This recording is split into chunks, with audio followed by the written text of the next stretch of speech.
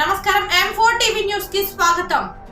M4 TV news m4telugunews.com website మరియు M4 Telugu news ఈ paper లో వార్తలు ప్రకటనల కోసం సంప్రదించవలసిన సెల్ నంబర్లు 9666650026 మరియు 9014163335. ఓం శ్రీ గురుభ్యో నమః. అందరికీ నమస్కారం అండి. ఈరోజు మనం ఐశ్వర్య యోగంలో లలితా అమ్మవారి యొక్క 8వ నామం, ఆ నామం యొక్క విశిష్టత, ఆ ఫలితాన్ని గురించి తెలుసుకుందాం. ఆ నామ మహిమ ఎంత గొప్పగా ఉంటుందో తెలుసుకుందాం మనం. ముందుగా గణేశ ప్రార్థన. శుక్లాంబరధరం విష్ణుం శశివర్ణం చతుర్భుజం ప్రసన్నవదనం ఛాయే సర్వవిఘ్నోపశాంతయే. గురుబ్రహ్మ గురుర్విష్ణు గురుర్దేవో మహేశ్వరః గురు సాక్షాత్ పరబ్రహ్మ తస్మై శ్రీ గురవే నమః. ఓం ఐం హ్రీం శ్రీం శ్రీ మాత్రే నమః.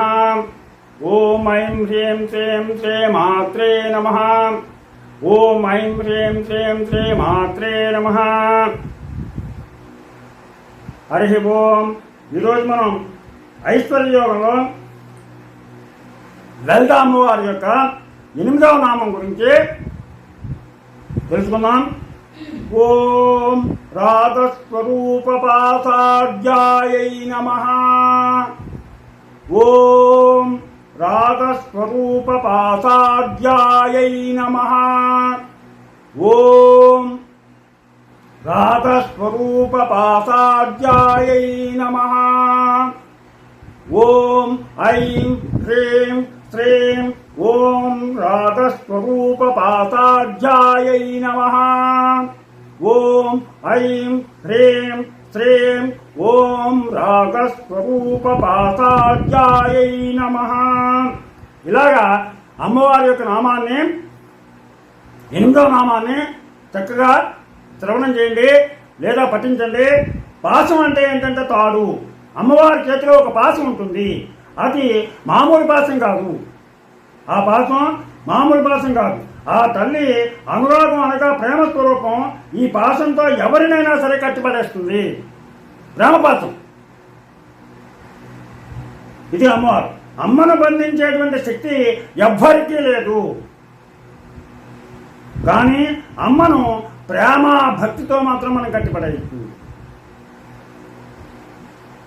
వశం చేసుకోవచ్చు. మనం ప్రేమ భక్తి ఈ రెండు ఉంటే కనుక అమ్మని మనం వసించుకోవచ్చు. మామూలుగా అయితే కనుక అమ్మని బంధించడం ఎవరి వల్ల కాదు.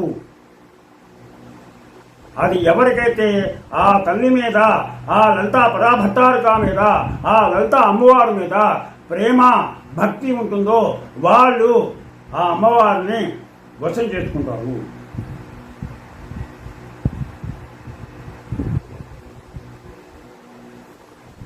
యశోద ప్రేమ భక్తితోటి కృష్ణుణ్ణి బంధించింది.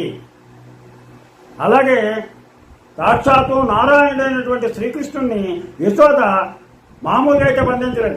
ఎవరు బంధించలేరండి. కానీ ప్రేమతోటి యశోద కట్టిపడేసింది.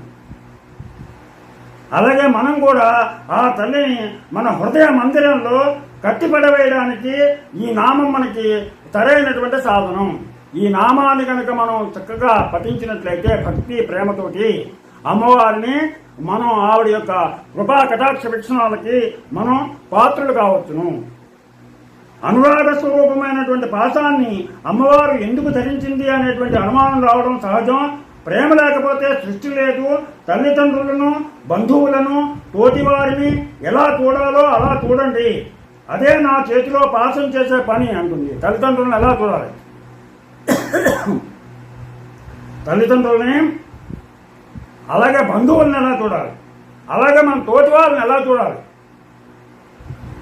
అనేటువంటిది ఆ చేతిలో ఉన్నటువంటి పాశం చేసే పని. అది చూస్తాం. వాళ్ళని ఎలా చూస్తున్నాం. కామ క్రోధాది విషయవాసంలో పడి కొట్టుమిట్లాడే వాడిని నా పాశంతో బంధించి నా దగ్గరకు తీసుకుని వారిని సరైన మార్గంలో పెడతానని చెప్పడానికి శ్రీ లలితామాత పాశధారణ చేసింది. ఎవరికైతే కామ క్రోధాలు ఉంటాయో వాళ్ళని ఆ విషయంలో పడి కొట్టుకుంటూ ఉంటారో వాళ్ళని ఆ పాశంతో బంధించి తన దగ్గరికి లాక్కుంటుంది ఆ లలితామాత. ఈ పాశం అమ్మవారి యొక్క ఇచ్ఛాశక్తి. ఈ పాశం అమ్మవారి యొక్క ఇచ్ఛాశక్తి. అది అంతటి మహిమ కలిగింది ఈ మంత్రం, ఇంత మంత్రం. దీన్ని ఈ నామాన్ని తప్పనిసరిగా అందరూ కూడా శ్రవణం చేయండి, లేదా పఠించగలిగిన వాళ్ళు పఠించండి. దీని యొక్క ఫలితం ఏంటంటే ఈ మంత్రాన్ని భక్తితో నిత్యం 11 సార్లు చెప్పిస్తే తల్లిదండ్రుల మీద ప్రేమ ఏర్పడుతుంది. అందుకనే మనం చిన్నప్పుడు ఒక పద్యం కూడా చెప్పారు. తల్లిదండ్రుల మీద దయలేని పుత్రుండు పుట్టనేమి వాడు గిట్టనేమి, పుట్టలోని చెదలు పుట్టవా గిట్టవా విశ్వదాభిరామ వినురవేమా. పిల్లలకి ఎప్పుడూ కూడా తల్లిదండ్రుల మీద ప్రేమ ఉండాలి. వాళ్ళని వృద్ధాప్యంలో చక్కగా చూసుకోవాలి. వృద్ధాశ్రమాల్లో వదిలిపెట్టకూడదు. తల్లిదండ్రులే మనకి ప్రత్యక్ష దైవాలు, వాళ్ళ సేవే మనకి పరమావధి అని చెప్పేసి పిల్లలు ఉండాలి. అలాగే పిల్లలు కూడా, తల్లిదండ్రులు కూడా పిల్లలు తమను చక్కగా చూడాలి అని చెప్పేసి వాళ్ళు కూడా కోరుకోవాలి.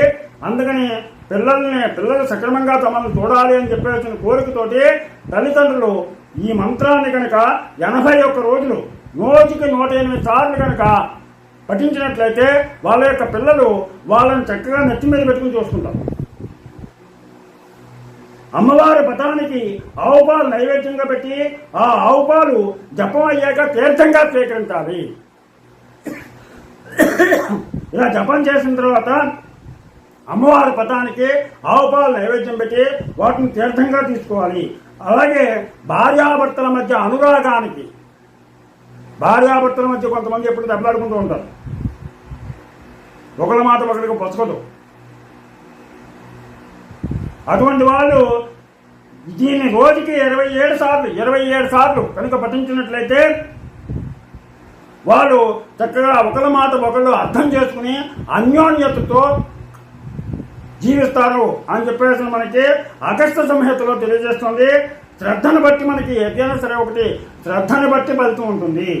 అందుకని ఇచ్ఛాశక్తి అనగా అమ్మవారి యొక్క సంకల్ప శక్తి పాశం అవ్వడం వల్ల రాత్రిపూట 9 గంటల నుండి 10 గంటల మధ్యలో ఈ మంత్రానుష్ఠానం చేసేవారికి ఫలితం ఎక్కువగా ఉంటుంది. సాయంత్రం పూట రాత్రి 9 గంటల దగ్గర నుంచి 10 గంటల లోపల కనుక ఈ మంత్రాన్ని పఠించినట్లయితే ఫలితం ఎక్కువగా ఉంటుంది. ఇచ్ఛాశక్తి రాత్రి మూలస్వరూపం. రాత్రి వేళ చేయగలిగిన వాళ్ళు రాత్రి 9-10 మధ్యలో చేసినట్లయితే ఆ ఇచ్ఛాశక్తికి రాత్రి వేళ మంచి శక్తి ఉంటుంది, ఫలితం ఎక్కువగా ఉంటుంది అని చెప్పేసి మనకి తంత్రశాస్త్రం చెప్తోంది. అందుకని తప్పనిసరిగా ఈ మంత్రాన్ని మీరందరూ పఠించి ఆ అమ్మ యొక్క కరుణా కటాక్ష వీక్షణాలు పొందుతారని ఆశిస్తూ, మీకు నా ఛానల్ కనుక నచ్చినట్లయితే సబ్స్క్రైబ్ చేయండి, అలాగే లైక్ చేయమని కోరుతూ మీ రాబాగ్ వెంకట ప్రభాకర్.